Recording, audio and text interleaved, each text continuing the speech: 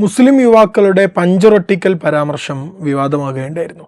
വഖഫ് സ്വത്തുക്കൾ കാര്യക്ഷമമായി ഉപയോഗപ്പെടുത്താത്തതുകൊണ്ടാണ് മുസ്ലിം യുവാക്കൾക്ക് പഞ്ചറൊട്ടിച്ച് നടക്കേണ്ടി വരുന്നത് എന്നാണ് നമ്മുടെ പ്രധാനമന്ത്രി നരേന്ദ്രമോദി പറഞ്ഞിരുന്നത്.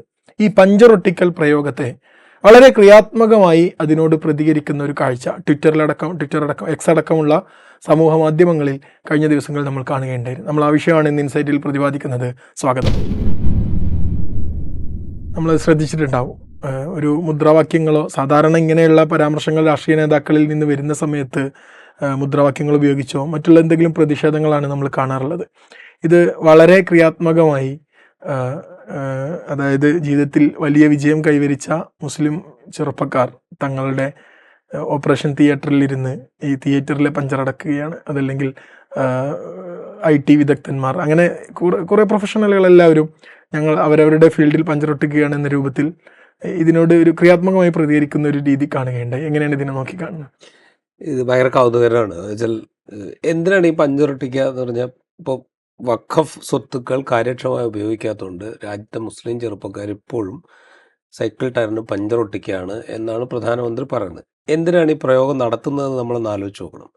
ഇപ്പോഴും രാജ്യത്തെ മുസ്ലിങ്ങൾ ആ ഒരു അവസ്ഥയിലാണ് എന്ന് ആക്ഷേപിക്കാൻ വേണ്ടിയിട്ടാണ് അദ്ദേഹം ആ പ്രയോഗം നടത്തുന്നത്. സൈക്കിൾ ടയറിൻ്റെ പഞ്ചറൊട്ടിക്കുന്നു എന്നാണ് അദ്ദേഹം പറയുന്നത്. അത് സൈക്കിൾ ഇപ്പോൾ എത്ര പേര് ഉപയോഗിക്കുന്നുണ്ടെന്ന് നമ്മളൊന്ന് ആലോചിച്ച് നോക്കണം. ആ സൈക്കിളിൻ്റെ പഞ്ചറൊട്ടിക്കാനാണ് നിങ്ങളിപ്പോൾ ആ അവസ്ഥയിലേ നിങ്ങളുള്ളൂ. ഈ രാജ്യത്ത് ഇപ്പോഴും നിങ്ങളുടെ അവസ്ഥ അതാണ്, അല്ലെങ്കിൽ നിങ്ങളെ അത്രേ കണക്കാക്കിയിട്ടുള്ളൂ എന്ന് പറയാൻ വേണ്ടിയിട്ടാണ് അദ്ദേഹം അത് പറയുന്നത്. അല്ലാതെ മുസ്ലിങ്ങളുടെ സാമ്പത്തിക അരക്ഷിതാവസ്ഥയെക്കുറിച്ച് സൂചിപ്പിക്കാനോ അല്ലെങ്കിൽ സാമൂഹ്യ അരക്ഷിതാവസ്ഥയെക്കുറിച്ച് സൂചിപ്പിക്കാനോ ഒന്നുമല്ല. നിലവിൽ തന്നെ ഈ ഭരണകൂടം ഏത് വിധത്തിലാണോ ആ സമുദായത്തെ അന്യവൽക്കരിച്ചുകൊണ്ടിരിക്കുന്നത്, അപരവൽക്കരിച്ചുകൊണ്ടിരിക്കുന്നത്, അതിൻ്റെ വേറൊരു എക്സ്റ്റെൻറ്റിലേക്ക് എത്തിക്കുക എന്നുള്ള ഉദ്ദേശത്തോടു കൂടിയാണ് ആ പ്രയോഗം നടത്തുന്നത്.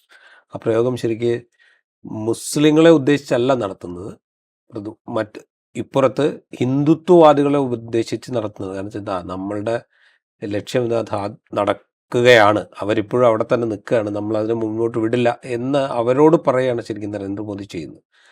അതിനോടാണ് വളരെ ക്രിയാത്മകമായിട്ട് ഇവർ പ്രതികരിച്ചുകൊണ്ടിരിക്കുന്നത്. ഭയങ്കര കൗതുകരമായിട്ടുള്ള പ്രതികരണങ്ങളതിലുണ്ട്. അതിലൊരാൾ ഒരു അധ്യാപകൻ, ഹിസ്റ്ററി അധ്യാപകനാണെന്ന് തോന്നുന്നു, അദ്ദേഹം ഒരു സെമിനാറിൽ പ്രസംഗിക്കുന്ന ഒരു ഫോട്ടോ ഇട്ടിട്ട് രാജ്യത്തെ ഹിസ്റ്ററിക്കുണ്ടായ പഞ്ചറുകൾ ഞങ്ങൾ ഒട്ടിക്കുകയാണ് എന്നാണ് പറയുന്നത്. ഭയങ്കര സജസ്റ്റീവാണ്. കാരണം ഈ കഴിഞ്ഞൊരു 10 കൊല്ലത്തിനിടെ രാജ്യത്തിൻ്റെ ചരിത്രത്തെ, 10 കൊല്ലത്തിനിടെ അല്ല, അതവരുടെ പ്രോജക്റ്റാണ്, RSSൻ്റെ പ്രോജക്റ്റാണ്. ആ പ്രോജക്റ്റ് ഈ കഴിഞ്ഞ 10 കൊല്ലത്തിനിടെ എന്തൊക്കെ ചെയ്തു, എങ്ങനെയാണ് രാജ്യ ചരിത്രത്തെ മുഴുവൻ പഞ്ചറുള്ളതാക്കി മാറ്റിയത്, അത് ഒട്ടിക്കാനാണ് ഞങ്ങൾ ശ്രമിച്ചുകൊണ്ടിരിക്കുന്നത് എന്നൊരു ഹിസ്റ്ററി പ്രൊഫസർ ഇത് പറയാണ്. വേറൊരാൾ പറയുന്നത്, അയാളൊരു ബിസിനസ് കോൺക്ലേവിൽ എനിക്ക് തോന്നുന്നു യങ് സംരംഭകരോട് സംസാരിക്കുന്ന ഒരു ഫോട്ടോ ആണെന്ന് തോന്നുന്നു അദ്ദേഹം എക്സിൽ പോസ്റ്റ് ചെയ്തിരിക്കുന്നത്. എന്നിട്ട് പറയുന്നു, എന്താ പറയുക, പുതിയ സംരംഭകരുടെ ബിസിനസ് പ്രപ്പോസലുകൾക്ക് എന്തെങ്കിലും പങ്ക്ചറുണ്ടെങ്കിൽ അത് ഒട്ടിക്കാനാണ് ഞാൻ ശ്രമിച്ചുകൊണ്ടിരിക്കുന്നത് എന്നാണ് പറയുന്നത്. വേറൊരാൾ കൂടുതൽ കൗതുകരമായിട്ടുള്ളൊരു ഫോട്ടോ ആണ് ഇട്ടിരിക്കുന്നത്. ഒരു മിസൈലുകളൊക്കെ നിരത്തി വെച്ചിരിക്കുന്ന ഒരു ബാക്ക്ഡ്രോപ്പിൽ നിന്നുകൊണ്ട് ഈ മിസൈൽ സാങ്കേതിക വിദ്യയിൽ എന്തെങ്കിലും പങ്ക്ചർ ഉണ്ടെങ്കിൽ അത് ഒട്ടിക്കാനാണ് ഞങ്ങൾ ശ്രമിക്കുന്നത് എന്ന് വളരെ കൗതുകരമായിട്ടും വളരെ ഡിഫറൻ്റായിട്ടും ഞങ്ങൾ ഈ സൊസൈറ്റിയുടെ ഡിഫറെൻറ്റ് പ്ലേസസിൽ, ഡിഫറെൻറ്റ് തലങ്ങളിൽ, ഏറ്റവും ഹയർ അപ്സ് മുതൽ താഴെ വരെയുള്ള മേഖലകളിൽ ഞങ്ങളുണ്ട്. അവിടെയൊക്കെ ഞങ്ങൾ എക്സ്പെർട്ടൈസ് ഉള്ളവരാണ്. അവിടെ എന്ത് തകരാറുണ്ടെങ്കിലും പരിഹരിക്കാൻ പാകത്തിനുള്ള ശേഷി ആർജിച്ചവരാണ് ഞങ്ങൾ എന്ന് പ്രധാനമന്ത്രിയോട് പറയുകയാണ് ഈ ആളുകൾ മുഴുവൻ ചെയ്യുന്നത്. സാധാരണഗതിയിൽ നമ്മൾ എന്താ ചെയ്യുക, നമ്മളോട് ഇങ്ങോട്ട് എന്തെങ്കിലും പറഞ്ഞു കഴിഞ്ഞാൽ നമ്മൾ അതേ രീതിയിൽ മറുപടി പറയാനാണ് ശ്രമിക്കുക. അതായത് നമ്മൾ ഇങ്ങോട്ട് ആക്ഷേപിച്ചു എന്ന് വെച്ചാൽ അതേ ലാംഗ്വേജിൽ അങ്ങോട്ട് മറുപടി പറയാൻ ശ്രമിക്കുക ആണ് സാധാരണ നിലയ്ക്ക് ചെയ്യുക. ഇവിടെ അങ്ങനെയല്ല കാണുന്നത്. ഇത് വളരെ ഡിഫറൻ്റായിട്ട് ഞങ്ങളുടെ നിലവാരം വേറെയാണ്, നിങ്ങളുടെ നിലവാരത്തിന് ഒപ്പിച്ചല്ല. ഞങ്ങൾ കുറെ കൂടെ വിദ്യാസമ്പന്നരും സംസ്കാര സമ്പന്നരും വിവിധ ശ്രേണികളിൽ ജോലി ചെയ്ത് എക്സ്പെർട്ടീസ് ഉണ്ടാക്കിയ ആളുകളുമാണ്, അത് നിങ്ങൾ കണ്ടുകൊള്ളൂ എന്ന് പ്രധാനമന്ത്രിയോട് പറയുകയാണ് ചെയ്യുന്നത്. അത് ഭയങ്കര ക്ലാസിക്കായിട്ടുള്ളൊരു റിയാക്ഷനായിട്ടാണ് എനിക്ക് തോന്നിയത്. പൊതുവിൽ ഈ സാമൂഹ്യ മാധ്യമങ്ങൾ വന്നതിന് ശേഷം കാണുന്ന ഒരു സാധനം എന്ന് പറഞ്ഞു കഴിഞ്ഞാൽ ഈ ക്രിയേറ്റിവിറ്റി. സാധാരണ നമ്മൾ ക്രിയേറ്റിവിറ്റി എന്നിപ്പോൾ സിനിമ എടുക്കുന്നു, അല്ലെങ്കിൽ കഥ എഴുതുന്നു, അല്ലെങ്കിൽ നോവൽ എഴുതുന്നു, അതിൻ്റെ ഒരു ക്രാഫ്റ്റ്, ഈ ക്രിയേറ്റീവ്, ഇതിനെക്കുറിച്ചൊക്കെ നമ്മൾ ഭയങ്കരമായിട്ട് സംസാരിക്കും. അല്ലെങ്കിൽ എന്താ പറയുക, ഒരു സട്ടയറൊക്കെ ഉണ്ടാക്കുകയാണെങ്കിൽ അത് കുറച്ച് സമയമെടുത്ത് ചിന്തിച്ചൊക്കെ സോഷ്യൽ മീഡിയ വന്നതിന് ശേഷം നമ്മൾ കാണുന്നത് വെച്ച് കഴിഞ്ഞാൽ അതിനേക്കാളൊക്കെ ക്രിയേറ്റീവായ വളരെ ചെറിയ സൂചകങ്ങൾ കൊണ്ടോ അല്ലെങ്കിൽ ചെറിയ പിക്ചേഴ്സ് കൊണ്ടോ ചെറിയ ഇമോജി കൊണ്ടോ ഒക്കെ ഭയങ്കരമായ അർത്ഥങ്ങൾ ഉണ്ടാക്കാൻ സാധിക്കുന്ന മനുഷ്യന്മാർ ഒരുപാടുണ്ടെന്ന് നമ്മൾ മനസ്സിലാക്കിയിട്ടുണ്ട്. അതിൻ്റെ വേറൊരു ലെവലിലാണ് ഈ റിയാക്ഷൻ പറയാതിരിക്കാൻ പറ്റില്ല. ഇതിൻ്റെ ഒരു ശക്തി വേറെ തന്നെയല്ലേ? അതായത് ഇപ്പോൾ പ്രധാനമന്ത്രി നരേന്ദ്രമോദി നിങ്ങൾ സൈക്കിളിലെ പഞ്ചറൊട്ടിച്ചിരിക്കുകയാണെന്ന് പറയുന്നു. അതേസമയം തന്നെ ഉവൈസി അടക്കമുള്ളവർ അതേ നാണയത്തിലുള്ള തിരിച്ചടിക്കുന്ന പ്രസ്താവനകളൊക്കെ നടത്തിയിട്ടുണ്ട്. പക്ഷേ അതിനേക്കാൾ ഇങ്ങനെ സാധാരണക്കാർ ഇങ്ങനെയുള്ള മീമുകളിലൂടെ സോഷ്യൽ മീഡിയയുടെ ഭാഷയിലൂടെ പ്രതികരിക്കുമ്പോൾ അത് പൊതുജനങ്ങളിൽ ഉണ്ടാക്കുന്ന ഒരു ശക്തി, സ്വാധീനം അത് വേറെ തന്നെയല്ലേ?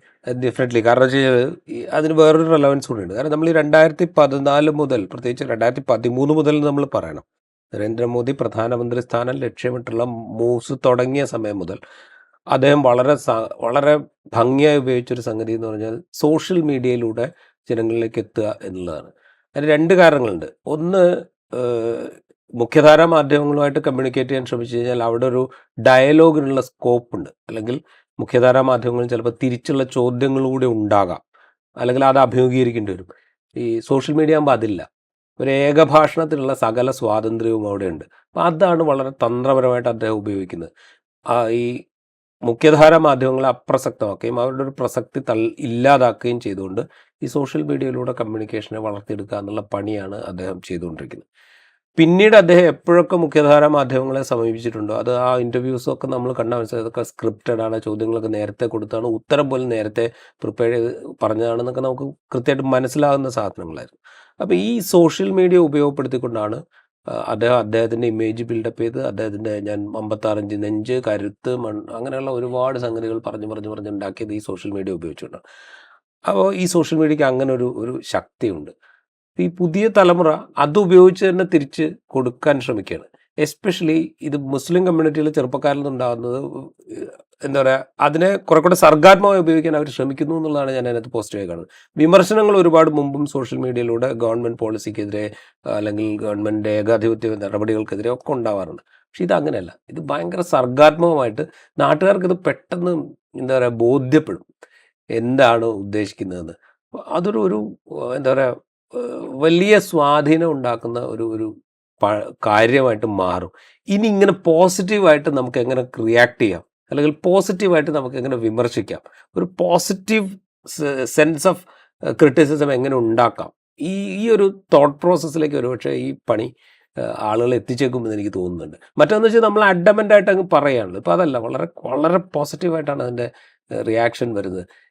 നിങ്ങൾ ഉദ്ദേശിക്കുന്ന പോലെ ചെറിയ ആളുകളല്ല, ഞങ്ങൾ വലിയ ആളുകളാണ്, ഒരുപക്ഷെ നിങ്ങളെക്കാൾ വലിയ ആളുകളാണ് എന്നങ്ങ് പറയുക ചെയ്യുന്നത്. ഇനിയിപ്പോൾ എന്ത് പറയും?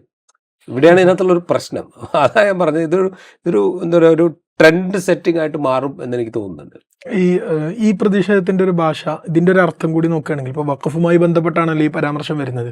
അതിനുള്ളൊരു പ്രതികരണമാണ് ഇങ്ങനെ പറയുന്നത്. അപ്പോൾ വഖഫ് ഭൂമികൾ കാര്യക്ഷമമായി കൈകാര്യം ചെയ്യാത്തത് കൊണ്ട് മുസ്ലിം യുവാക്കൾ പഞ്ചറൊട്ടിച്ച് നടക്കുന്നു. അപ്പോൾ ഇതിനെതിരെ ഇവർ പറയുന്നത് വഖഫ് ഭൂമികൾ കൈകാര്യം ചെയ്യപ്പെടുന്നുണ്ട്, അതുകൊണ്ട് ഞങ്ങൾ ഇവിടേക്ക് എത്തിയത് എന്നുള്ളൊരു ധ്വനി കൂടി ഈ ഒരു പ്രതിഷേധത്തിന്റെ ഭാഷയിൽ അതുണ്ടാവാം. ഞങ്ങളുടെ വിശ്വാസപ്രകാരം ഞങ്ങൾ വഖഫ് ചെയ്ത ഭൂമി അങ്ങനെ എല്ലാം ഒന്നും അനാഥമായി പോവുകയോ അല്ലെങ്കിൽ അവരുദ്ദേശിച്ച ജോലിക്ക് കാര്യങ്ങൾക്ക് വേണ്ടി ഉപയോഗിക്കപ്പെടാതിരിക്കുകയോ ചെയ്യുന്നില്ല.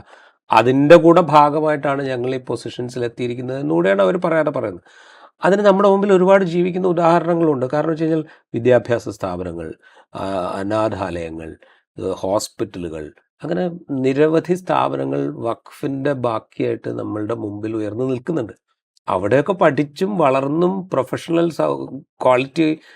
ക്വാളിഫിക്കേഷൻ കൈവരിച്ചും ഒക്കെ മുമ്പോട്ട് വന്ന ചെറുപ്പക്കാരായിരിക്കും ചിലപ്പോൾ ഇത് പറയുന്നത്, നമുക്കറിയില്ല. അതിലൂടെ അവർ അങ്ങനെയും കൂടെ ഒരു മെസ്സേജ് മുമ്പോട്ട് വെക്കുന്നുണ്ട്. അതുപോലെ വേറൊരു കാര്യം കൂടെ നമ്മൾ ആലോചിച്ച് നോക്കണം. ഈ പഞ്ചറൊട്ടിക്കൽ അവർ മാത്രമല്ല, പഞ്ചറൊട്ടിക്കാനുള്ള ശ്രമം അവിടെ മാത്രമല്ല, അവർ വളരെ പോസിറ്റീവായ പഞ്ചറൊട്ടിക്കലിനെ കുറിച്ചാണ് പറയുന്നതെങ്കിൽ എന്താ പറയുക, വളരെ ദയനീയമായ പഞ്ചറൊട്ടിക്കൽ കാഴ്ച കഴിഞ്ഞ 2 ദിവസങ്ങൾ നമ്മൾ സുപ്രീം കോടതിയിൽ കണ്ടു. സോളിസിറ്റർ ജനറൽ ആദ്യം ഒരു ദിവസം പോയിട്ട് ഒരു ചോദ്യത്തിനും മറുപടി കിട്ടാതെ വെച്ചാൽ എനിക്ക് പഞ്ചറൊട്ടിക്കാൻ 1 ദിവസത്തെ സമയം കൂടെ തരണം, നിങ്ങൾ തൽക്കാലത്തേക്ക് വിധി പറയരുത് എന്ന് സുപ്രീം കോടതിയോട് പറയുന്നത് നമ്മൾ കണ്ടു. എന്നിട്ട് അദ്ദേഹം പഞ്ചറൊട്ടിക്കാനുള്ള വഴി തേടി സർക്കാരിൻ്റെ അടുത്ത് പോയി. പിറ്റേ ദിവസം പഞ്ചറൊട്ടിക്കാനുള്ള വഴി ആലോചിച്ചുകൊണ്ട് കേന്ദ്ര ന്യൂനപക്ഷകാര്യമന്ത്രിയുടെ നേതൃത്വത്തിൽ മീറ്റിംഗ് ചേർന്നു എന്നൊക്കെ വാർത്ത വന്നു.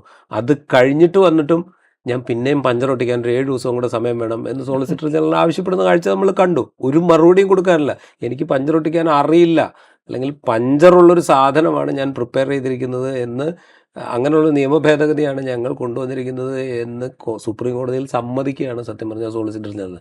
സോളിസിറ്റർ ജനറൽ സമ്മതിക്കുന്നു എന്ന് പറഞ്ഞു കഴിഞ്ഞാൽ പ്രധാനമന്ത്രി നരേന്ദ്രമോദി സമ്മതിക്കുന്നു എന്നാണ് അതിൻ്റെ മലയാളം. കാരണം കേന്ദ്ര സർക്കാരാണല്ലോ സമ്മതിക്കുന്നത്.